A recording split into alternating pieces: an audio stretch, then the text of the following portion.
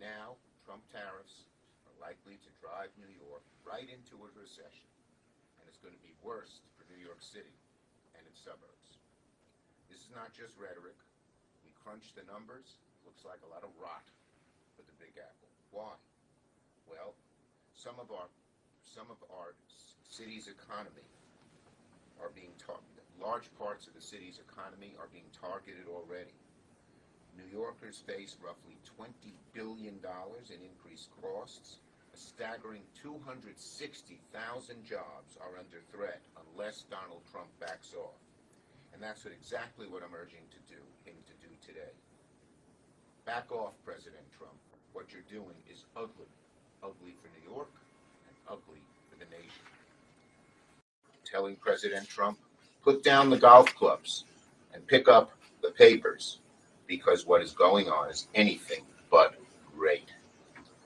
JP Morgan said the chance of recession in the country is 60%, but it's higher in New York because we depend on exports and imports more than most parts of the country. We're the second biggest import-exporting metropolitan area in the country. And our biggest sectors are targeted by foreign countries right now. Finance, tech, accounting, tourism, fashion, lifestyle industries, they're all going to be greatly damaged by the Trump tariff tax, by the tariffs that we put on, and then the retaliatory tariffs that the other countries put on. And an omnibus fact here, New York and its metropolitan area are especially vulnerable to the president's needless tariff war because we so depend on trade. The port and area import and export hubs hum with activities that pump billions of dollars into New York each year. As I said, the president's plan puts over 260,000 New York jobs tied to exports and imports in direct peril, and many, many more jobs in the secondary market will follow. It's a huge loss of jobs, huge. JP Morgan, as I said, released data that said the nation's chances of recession are at 60%, but in New York, it's got to be significantly higher because we so depend on trade.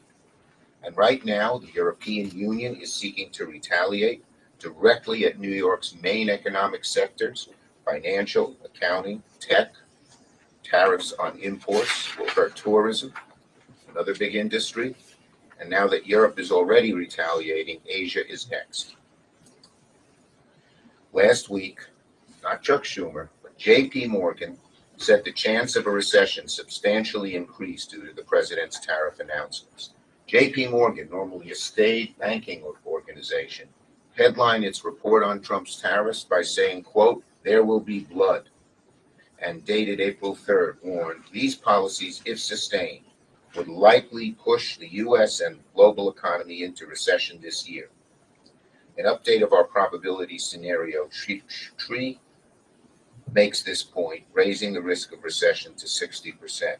But it's not just JP Morgan. Barclays, HSBC, Deutsche Bank, Bank of America all warned that the U.S. economy faces a much higher risk of slipping into a recession this year if the president's tariffs remain in place. And today, Goldman Sachs said the same thing. So listen, I'm here to echo these warnings.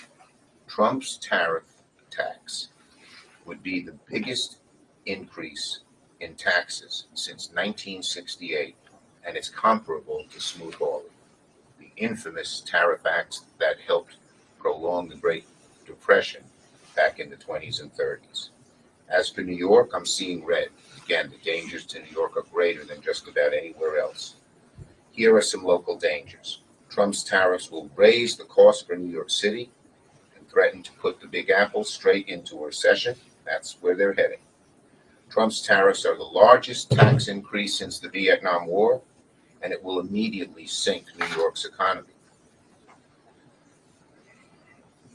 JP Morgan and Barclays say that Trump's tariffs will nearly double inflation, causing stagflation.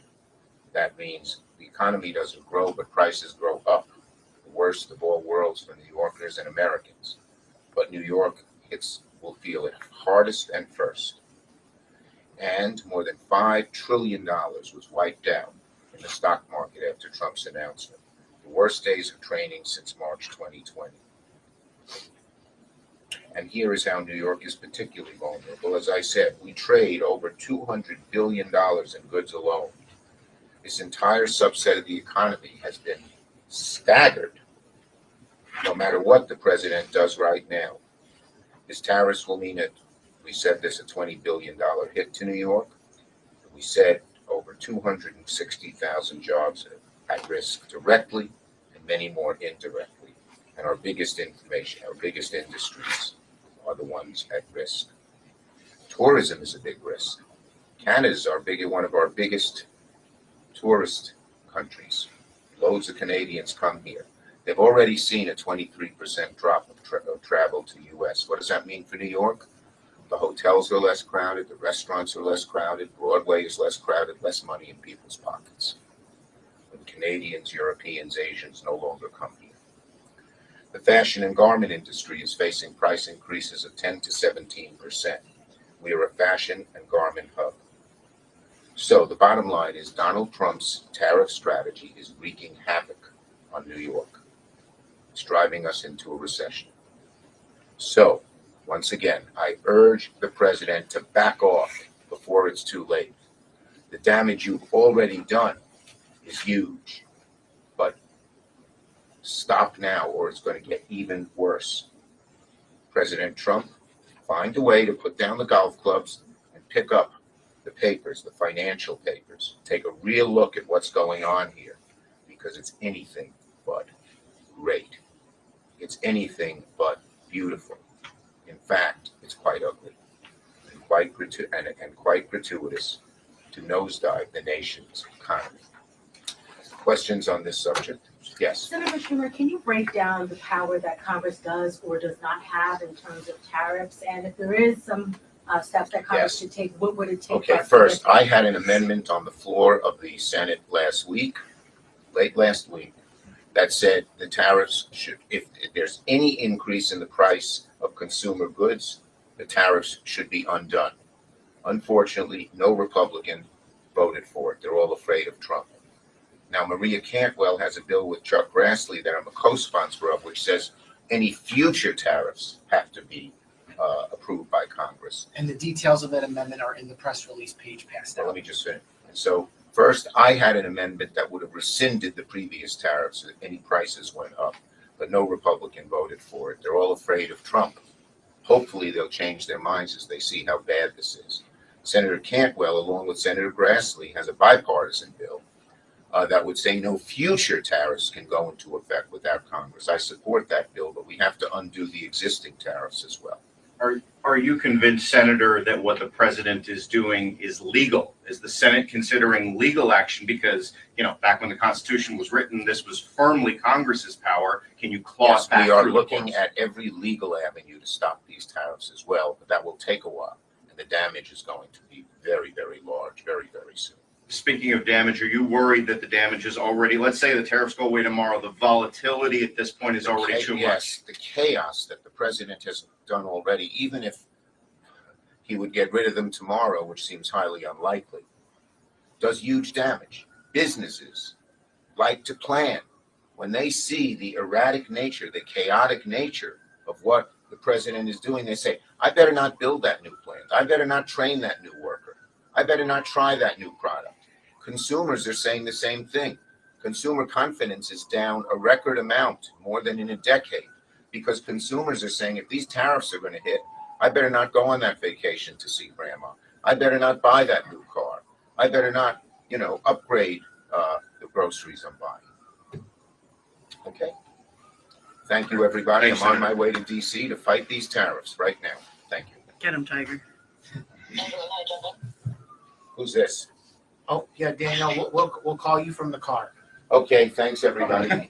Bye. Take care.